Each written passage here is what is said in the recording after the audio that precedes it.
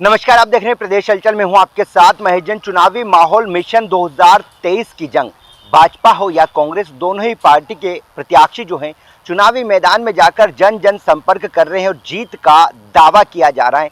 इस बीच नीमच विधानसभा की बात करें तो भाजपा के प्रत्याशी जो हैं दिलीप सिंह परिहार को चौथी बार भारतीय जनता पार्टी ने भरोसा जताया, अधिकृत प्रत्याशी बनाया, गांव-गांव जाकर जनसंपर्क कर रहे हैं। इस बीच कांग्रेस के प्रत्याशी उमराव सिंह गुर्जर को कांग्रेस पार्टी ने अधिकृत प्रत्याशी बनाया, तो उनकी मुसीबतें चुनावी भाजपा के दौरे के दौरान बढ़ती हुई दिखाई दे रही है, क्योंकि लोग जो हैं वो कांग्रेस को छोड़ भाजपा की सदस्यता ग्रहण कर रहे हैं। कल की तस्वीरें जहां पर नीमच विधानसभा के मेलरी गांव, जहां पर कांग्रेस के प्रत्याशी उमराव सिंह गुर्जर हैं और वहीं गुर्जर समाज के 50 से ज्यादा लोगों ने मेहर के गांव के अंतर्गत कांग्रेस पार्टी को छोड़ भाजपा की सदस्यता ली है। ऐसे में कहीं न कहीं उमराव गुर्जर की मुसीबतें बढ़ती हुई दिखा दे रही। आखिर क्यों?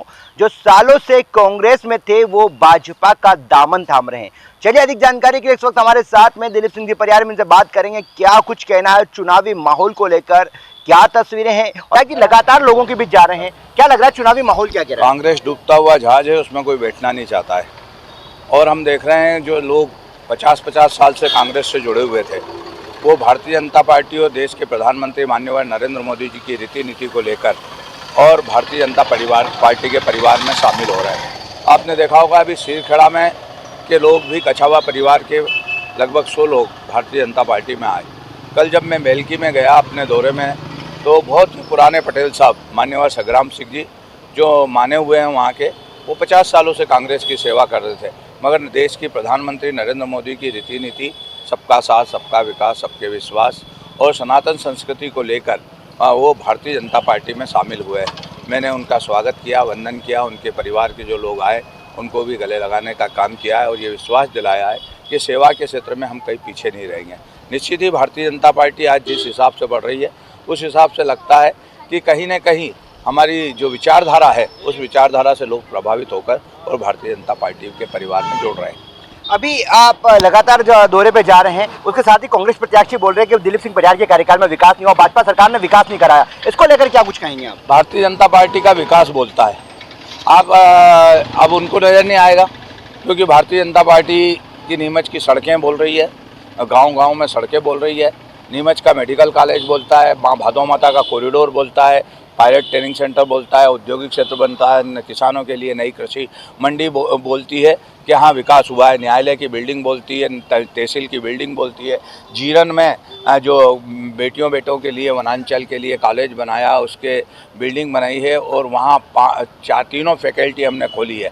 विवेकानंद कॉलेज का उन्नयन किया, जाजू कॉलेज का, सीताराम जाजू कॉलेज का हमने उन्नयन किया है, वो हमने सीएम राइस स्कूल बनाए हैं, डैम बनाए हैं, चंबल का पानी नीमच में ला रहे हैं, मगर ये विकास नहीं है, ये विकास बोलता है।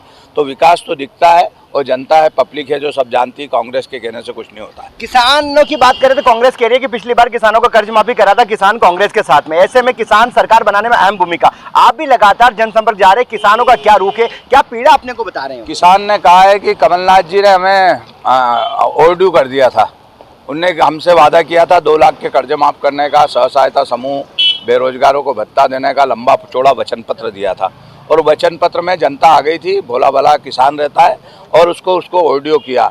मध्य प्रदेश के यशस्वी मुख्यमंत्री किसान के बेटे शिवराज सिंह चौहान ने उन्हें उस ओवरड्यू से बाहर निकाला है और किसानों को 0% में ऋण देना प्रारंभ किया है। किसान की आय को बढ़ाने के लिए बिजली पानी में सब्सिडी दी है और बिजली तो में सब्सिडी दी और पानी और खाद उनके किसान को पहुंचाने का काम किया है। आज देख लो, बड़े बड़े 5 डैम बने हैं, गांधी सागर का पानी नीमच की धरती पर आ रहा है, इससे बड़ी प्रसन्नता की और कोई बात हो नहीं सकती है। बहनों को लाडली बहना बनाया है, तो अब लोग तो उत्सुक है कि 17 नवंबर कब आएगा, कब कमल का बटन दबाए और भारतीय जनता पार्टी की सरकार। एमपी में कितनी सीटों पर इस बार भाजपा का भी जो कि चुनावी माहौल, तस्वीरें जो देख रही है, कभी भाजपा का कभी कांग्रेस का माहौल बताया जा रहा है, ऐसे में जनता का रुझान क्या है? जनता का रुझान, मेरे रुझान को देखकर नीमच विधानसभा में पलक पाँव ने बिछाकर जनता खुश है। कहीं न कहीं हाँ, वो भारतीय जनता पार्टी के साथ जुड़ी है और जुड़कर वो कमल खिलाना चाह रही है। और अभी देश के विश्व के सबसे बड़े लोकप्रिय नेता और देश के प्रधानमंत्री नीमच की धरती पर आ रहे हैं, तो मालवा की सारी सीटें भारतीय जनता पार्टी की झोली में आने वाली है। निश्चित ही रुझान आज नज़र आता है, लोग चाहते हैं कि नरेंद्र मोदी जी देश में हैं तो प्रदेश में भी भारतीय जनता पार्टी का मुख्यमंत्री बनेगा। अगर दोनों ही चैनल जुड़ती है तो विकास की और लंबी श्रृंखला जमेगी। आज भारतीय जनता पार्टी के मैं विश्वास दिलाता हूं कि मध्य प्रदेश में अच्छे बहुमत के साथ सरकार बनेगी। हमारे साथ में इस वक्त विधायक दिलीप सिंह जी परियार से लगातार चुनावी जनसंपर्क किया जा रहा है।